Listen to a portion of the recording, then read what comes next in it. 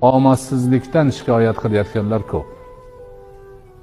Ishim yurishmay qoldi, qarzga kirib qoldim, bir necha ishni almashtirsam ham hech bola chaqamni boqishga imkon topolmayapman. Boshqalarga aytsam, senga ilm amal qilib qo'ygan, baxshiga bor deyapti, undoq qilyapti, bundoq qilyapti degan shikoyat nihoyatda ko'p.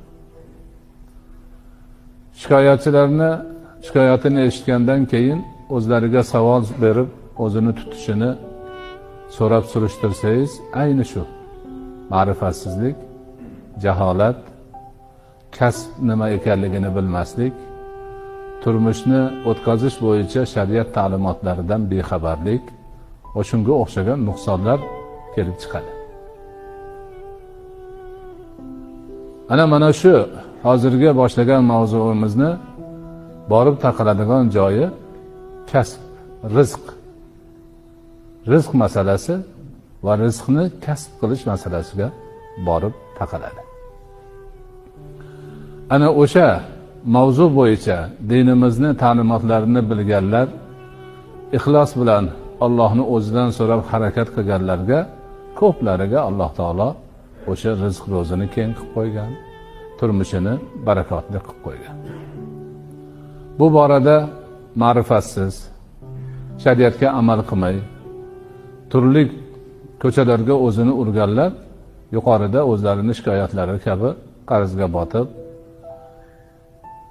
oilasida noxushlik, oila a'zolarini boqolmaydi, nafaqasini bera olmaydi, bir yoqdan qarz, bir yoqdan nafaqa, yana boshqa mushkulotlarga o'ralashib qolgan bo'ladi.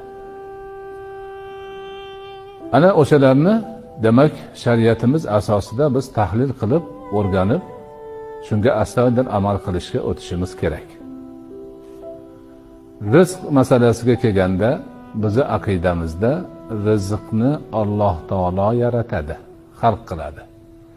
Butun mavjudotni rizqini Alloh taolo yaratadi. O'zi yaratgan narsalarini gultoji, o'zining yer yuzidagi o'rinbosari inson zotini rizqini ham Alloh taolo yaratadi.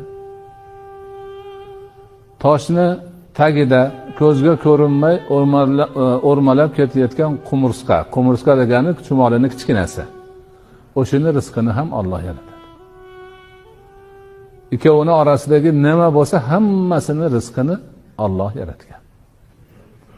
Demak, inson o'zimni rizqimni o'zim